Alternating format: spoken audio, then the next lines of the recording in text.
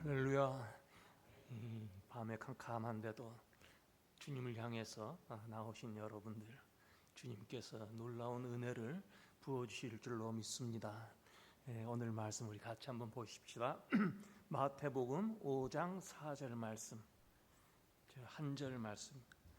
마태복음 5장 4절. 다 같이 우리 한 목소리로 읽겠습니다. 애통하는 자는 복이 있나니 그들이 위로를 받을 것이며. 다시 한번. 애통하는 자는 복이 있나니 그들이 위로를 받을 것이며. 아멘. 우리가 지난 수요일에도 이 팔복에 관해서 같이 말씀을 나눴습니다. 오늘도 계속해서 팔복에 관한 말씀. 애통하는 사람은 복이 있나니 저들이 위로를 받을 것임이라. 우리 주님의 이란 복에 관한 말씀입니다. 여러분, 사람이 서로 믿지 못하는 것처럼 불행한 일이 없습니다. 어떤 사람이 결혼을 해서 자녀들이 7을 낳았어요. 그런데 이 6명의 아이들은 아버지의 외모도 많이 닮고 성격도 많이 닮고 참 여러모로 아버지를 많이 닮았습니다마는 막내 아이는 아버지를 전혀 닮아 보이지가 않았습니다. 그래서 마음속으로 저 막내는 우리 아내가 분명히 바람을 펴서 아이를 낳았을 것이다, 이렇게 생각을 한 거예요. 자기 전혀 안 닮은 것 같아서. 그래서 이 막내 아들을 차별하고 미워했습니다. 맛있는 음식도 그 위에 6 아이들에게는 주지만 막내 아이는 잘 주지 않았어요. 옷도 형들이 입던 옷, 그런 옷을 입히고 구박했어요. 근데 이 사람이 이제 나이가 많아서 죽을 때가 가까이 올 때 아내에게, 여보, 내가 마지막으로 묻고 싶은 것인데 솔직히 말해 주시오. 막내 아이의 애비는 누구요? 그랬더니 아내는 머리를 떨어뜨리면서, 용서하세요. 당신이 그처럼 진실을 알기 원하니 솔직히 대답하겠습니다. 7명의 자식 가운데 막내만 당신 아들이요. 평생 구박을 했는데 그 아이가 자기 아이라는 거예요. 사람이 의심을 하게 되면 이렇게 불행한 일들이 얼마든지 일어날 수가 있습니다. 우리는 하나님 믿는 사람이에요. 믿음의 사람이에요. 하나님 믿고 또 이웃을 믿고 서로 교우들을 믿으면서 사랑하고 서로 이렇게 넓은 마음으로 품어주어야 행복하게 살 수가 있어요.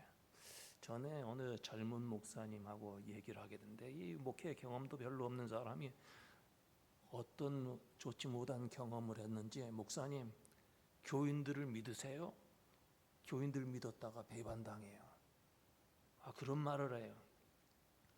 근데 목사가 교인들 믿지 못하면 어떻게 목회를 하겠어요?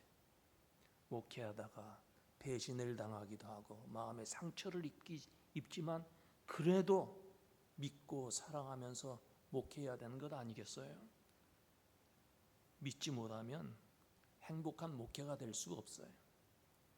한 사람 한 사람을 서로 사랑하고 서로 믿고 서로 이렇게 의지할 수 있어야 돼요. 우리는 주 안에서 항상 기뻐하며 살아야 됩니다. 행복하게 살 뿐만 아니라 기쁨을 가지고 살아야 된다는 말씀이에요. 그러나 우리의 영적 성장을 위해서는 눈물도 흘릴 수가 있어야 합니다. 세상 사람들은 성공하기를 원하는데 고통이 없는 성공을 원합니다. 어려움 당하지 아니하고 성공하기를 원하는 거예요. 그런 출세, 그런 세상적인 기쁨을 원합니다. 그러나 그렇게 해서 고통을 통하지 아니하고 성공한 사람, 출세한 사람, 그런 사람들은 이웃의 아픔을 이해할 수가 없어요. 이기주의자가 돼. 사람이 눈물을 모르면 인생의 깊은 맛을 알 수가 없습니다. 인생의 참 기쁨은 눈물 후에 오는 거예요. 눈물 이후에 오는 기쁨, 그 기쁨이 참 기쁨이 되는 거예요. 예수님께서는 그래서 오늘 본문에서 애통하는 사람이 복이 있다 그랬어요. 세상 사람들은 웃으면 복이 온다, 웃는 사람에게 복이 온다 이렇게 말을 하지만 우리 주님은 울어야 복이 오고 애통하는 사람이 복이 있다고 말씀하십니다.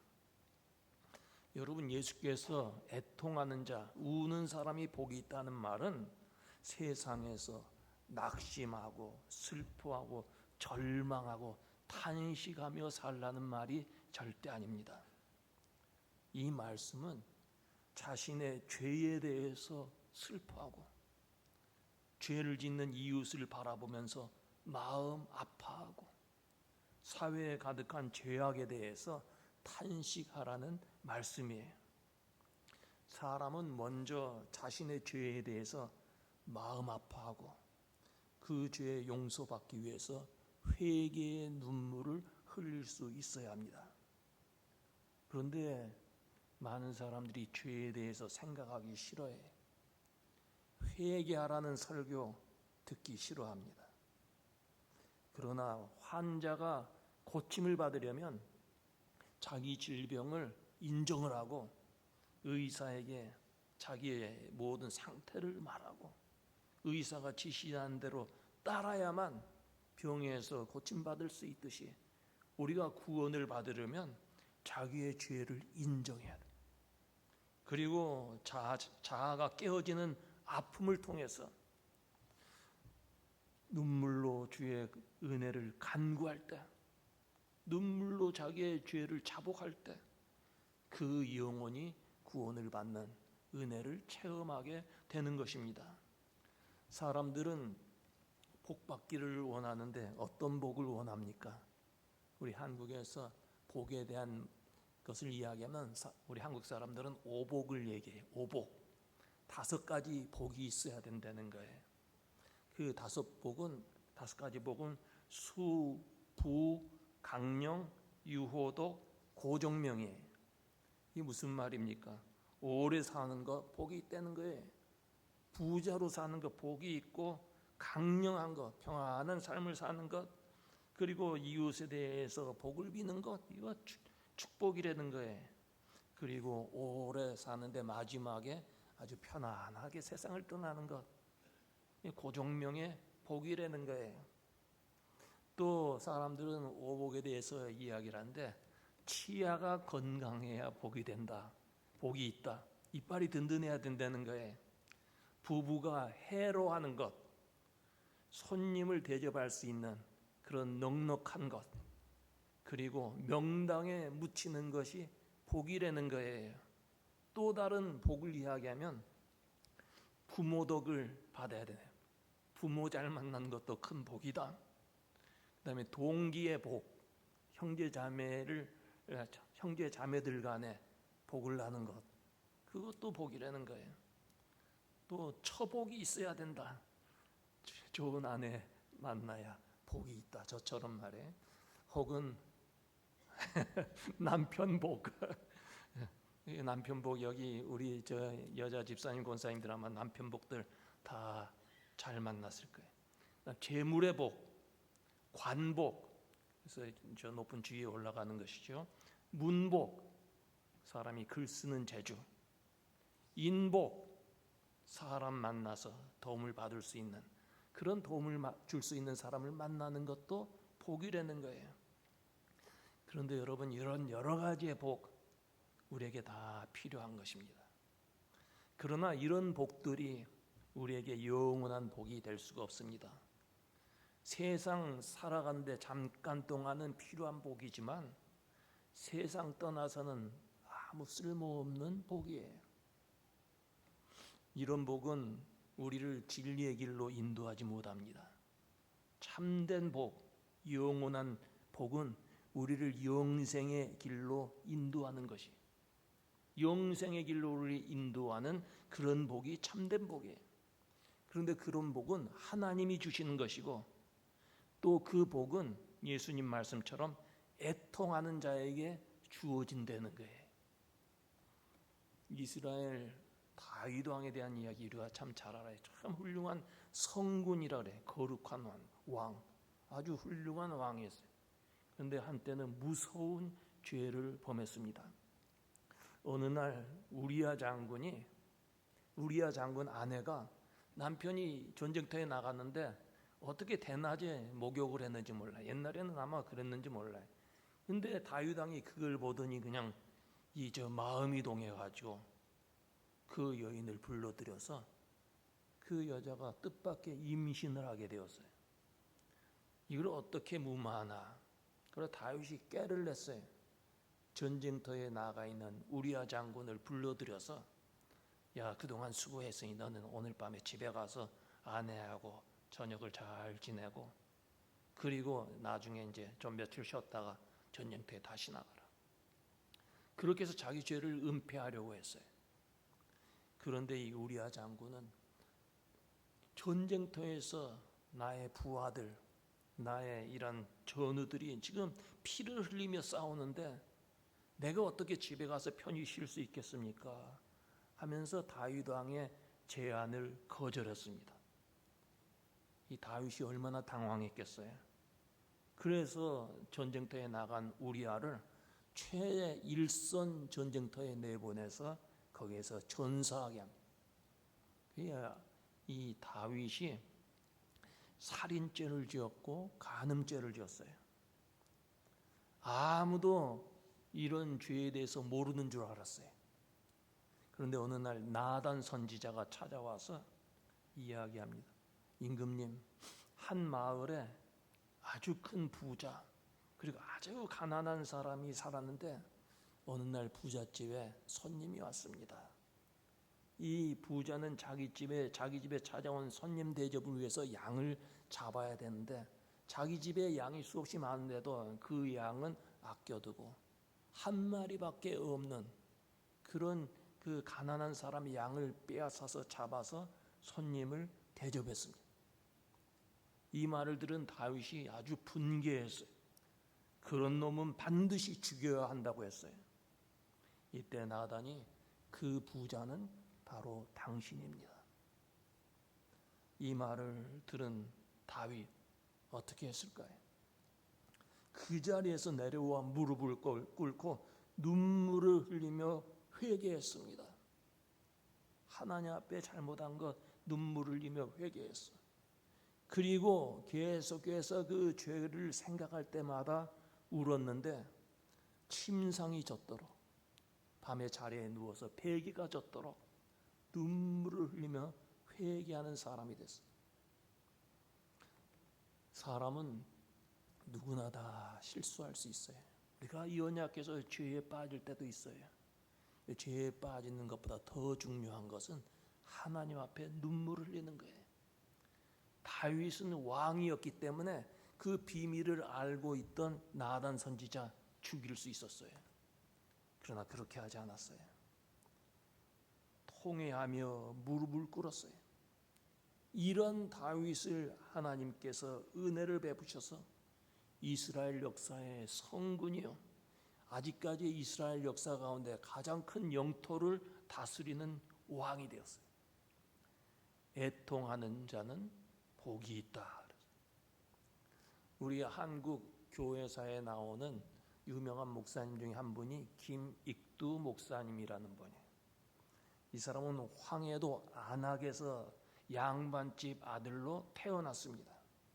그리고 열심히 공부해서 과거 시험을 보았는데 시험 볼 때마다 낙방을 했어요. 옛날에는 뒤로 뇌물을 주면서 그 과거에 합격하는 사람들이 많았으니까 웬만큼 공부 잘해서는 합격하기 어렵지 않습니까? 그런데다가 친구 빚보증을 잘못 써서 아주 빈손이 되었어요. 너무나 낙심이 되어서 술로 세월을 보내면서 노름판을 전전하고 깡패가 되었어요. 시골 장날 골목에서 그 길목에서 지키고 있다가 지나가는 사람들 돈을 빼앗았습니다.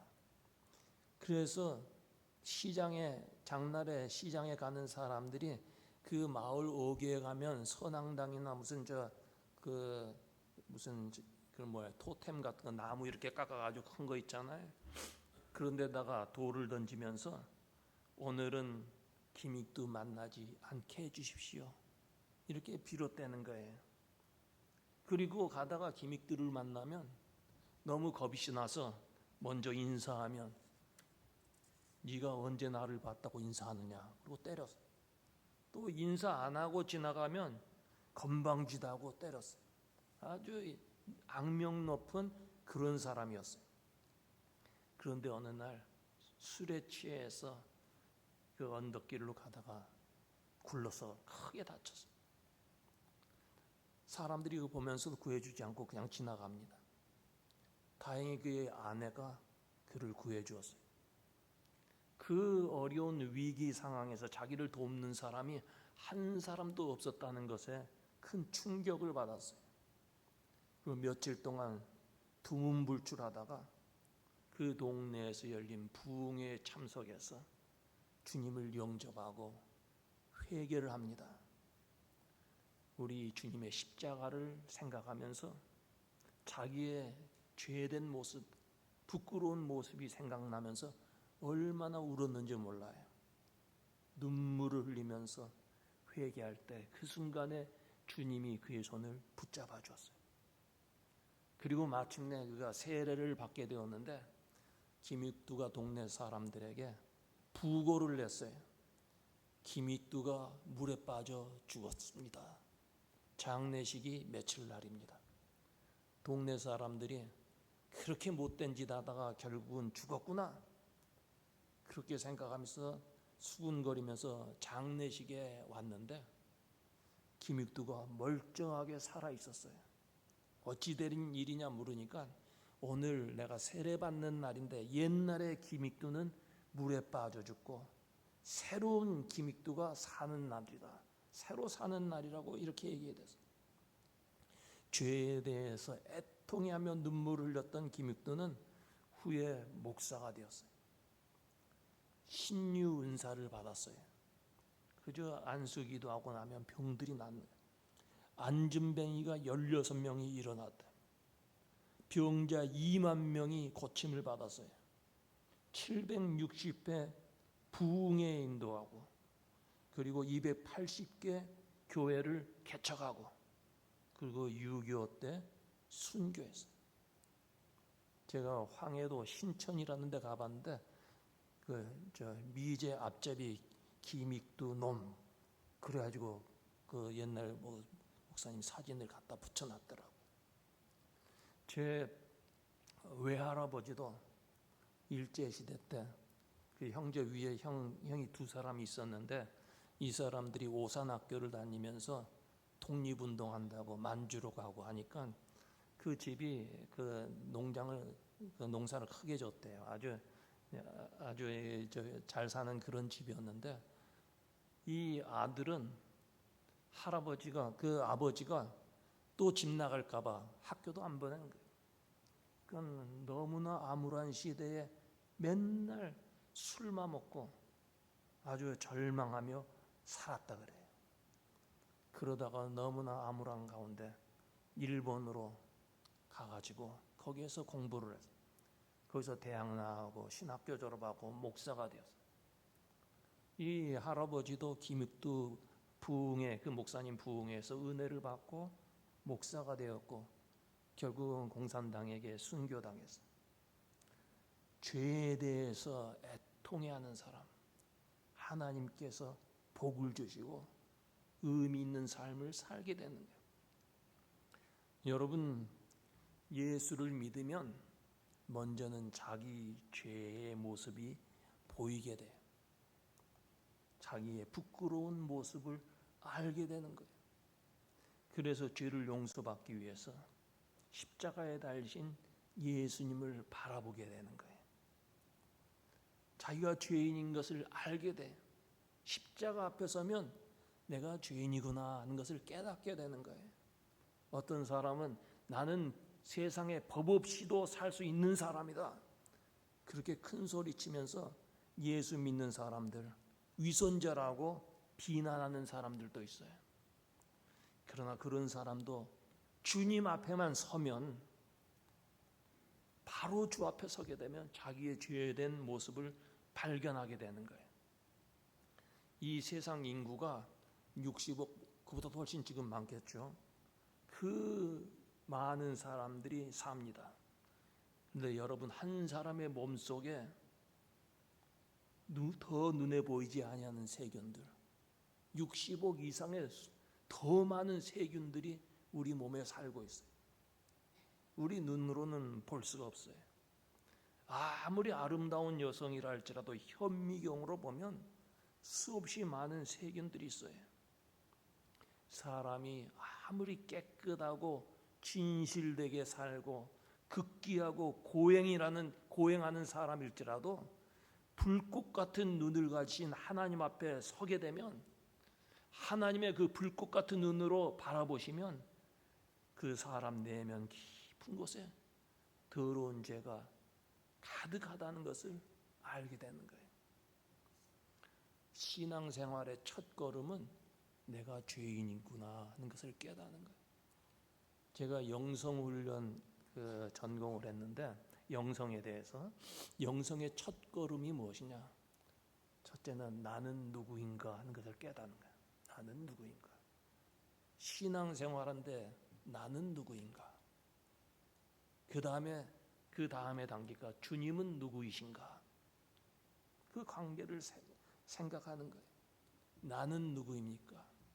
내가 가지고 있는 죄를 애통해야 할 때 우리 주님 만나고, 주님이 우리의 죄를 용서해 주시고 주 앞에서 하나님의 자녀가 되고 거룩한 하나님의 백성이라고 인정해 주시는 거예요.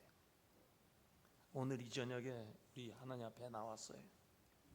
하나님 앞에 애통해야 할 것은 없는지, 끊어버릴 것은 없는지, 정리해야 할 것은 없는지 우리가 깊이 생각해 보아야 돼.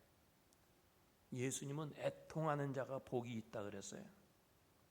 이 말씀은 자기의 죄에 대해서 애통해야 할 뿐만 아니라 주변 이웃들을 위해서, 그리고 나라와 민족을 위해서 애통하라는 말씀이기도 해요. 주님은 십자가의 길을 앞에 두고 앞으로 망할 70년도에 그 디도스 장군에 의해서 예루살렘이 완전히 멸망하지 않습니까? 멸망할 예루살렘 성을 바라보면서 울었어요. 예수님은 눈물을 흘리셨어요. 또 십자가 지고 가실 때 이것을 바라보던 여인들이 울었어요. 그때 예수께서 나를 위하여 울지 말고 너와 내 자녀들을 위해서 울라고 말씀하셨어요. 우리는 우리의 자녀들을 위해서 울어야 돼. 자식들이 무조건 좋은 대학 들어가라고, 그저 좋은 회사 취직하라고 그렇게만 기도할 뿐만 아니라 정말 자녀들을 위해서 눈물을 흘려 기도하는 부모가 돼. 이웃을 위해서도 기도해야 되고요, 민족을 위해서도 울어야 돼. 내 이웃을 용서하지 못한가? 지난 1년 동안 내 마음을 괴롭혔던 이웃을 용서하지 못한 것, 하나님 앞에 눈물을 흘리면서 기도해야 돼.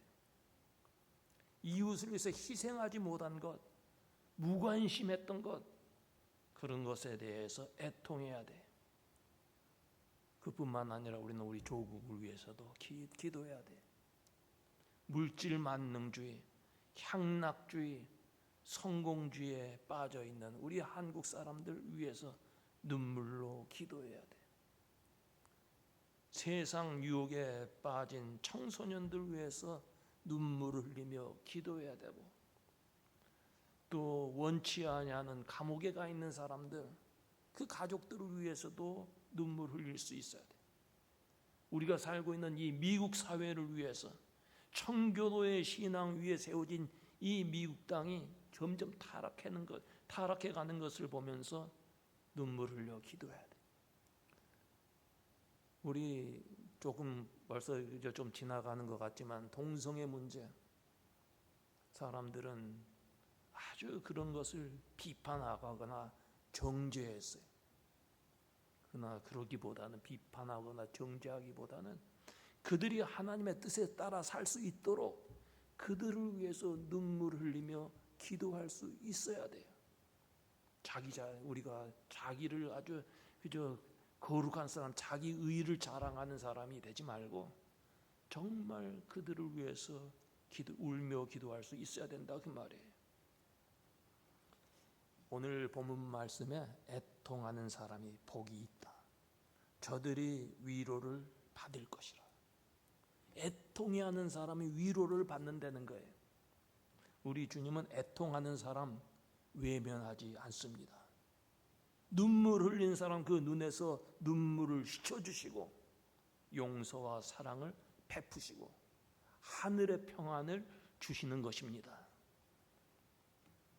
웃으면 복이 오지만 울면 더 큰 복이 옵니다.